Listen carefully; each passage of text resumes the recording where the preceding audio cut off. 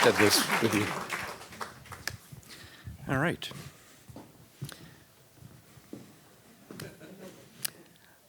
I'm 13 years old, in bed, in the ICU.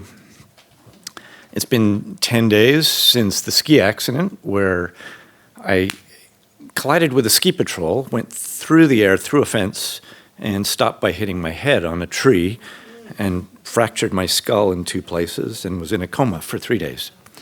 But today was an awesome day because today I managed to get out of bed for the first time and I walked around a little bit, which meant no more bedpans, which was awesome. But also, it was a great day because my sister and my parents were going to the airport to pick up my brother, who had been backpacking in Europe, and they decided not to tell him about the ski accident until he came back. But let's put a pin in that, and we're going to rewind 4 years. I'm 9 years old, and Howard, my older brother, he's 8 years older in the audience, and he is in the basement with his friend Mayor, and he calls up and he's like, Alan, time to get ready for bed. I start getting ready for bed, and I hear them coming up the stairs, heading to the front door, and Howard says goodnight, comes on down.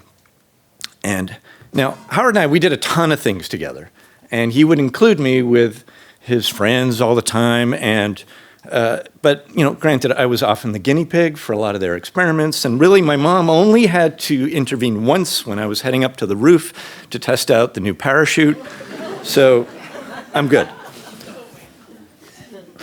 So when he came down and suggested that he would tell me a ghost story, I was well prepared to put a quick stop to that. That is not happening. And so instead he told me the story about the green gorilla. It's a little bit of a scary story, but green gorilla, and it breaks out of its cage and chases this little girl down the mountain eventually, and she finds out it just wanted to play a game of tag. Right? It's sort of like a intro ghost story, if you will. And it turns out that's exactly what it was, because he took that opportunity to run right into the next story, which was a story some of you might know, a true story about Clubfoot. And Clubfoot was a butcher who accidentally cleaved off his foot. And he would, my leg's shaking. He cleaved off his foot, and he went insane, and he would go around killing people. But you always knew he was coming because you'd hear.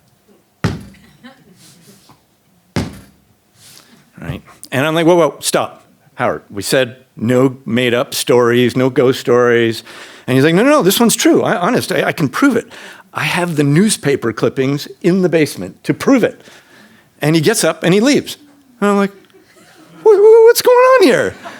And like, what do you mean? You can't prove this story. This is a made-up story, of course. And so I'm sitting there in the room, and it's quiet, except I can hear him through the air vents and rustling down in the basement. And I also hear this other noise. I'm like, what is that? I know I'm imagining this. I'm making it up, right? And it's getting louder. And I'm like, what's going on? And it's like, this is coming from outside my window. And I'm like, no, it's coming from my closet. And I'm out of there. And I'm running down the hall, and I'm screaming, Howard. And he comes upstairs, and he's like, ever the calm older brother. And he's like, what's going on? I'm like, well, Clubfoot, he's in my closet. And he's like, you must have fallen asleep and dreamt the whole thing. And, I'm the younger brother, and I buy it totally. Of course, it's the only thing that made sense. And I go back to bed, and I'm lying in bed, and it's quiet, and then, and I'm like, pew! I don't think I touched the ground. And I'm like flying down the hallway, and he comes around the corner, and he grabs me and turns me around, and there's Mayor coming out of my room. And let's just say, I did not sleep with that closet door closed for about 4 years. All right. I'm in the ICU, in bed. There's curtains all the way around my bed, machines beeping, and I hear my mom quietly talking to Howard. And, why don't you go in and quietly, you go see him alone. And I have a moment of divine inspiration as a 13-year-old. And I kind of tilt my head and I roll my eyes up into my head and I contort myself and I wait and the curtain opens and I'm not hearing anything and I look and there's Howard and he's white as a ghost and he's teetering. He's going to go down. And I realize I have gone way too far. And I jump out of bed and I dance a little jig. I'm like, hey, I'm okay, I'm all right, I'm right. And I give him a big hug and we all laugh. Well, I laughed at least. And anyways, the ski accident, I'm eternally grateful for my full recovery, or so I think I did. And, it taught me many life lessons through my life. But I will tell you, if Howard were to get up on stage right now, he would tell you all, 48 years later,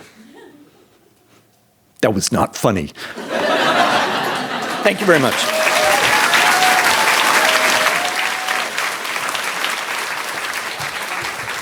Alan Greenblatt.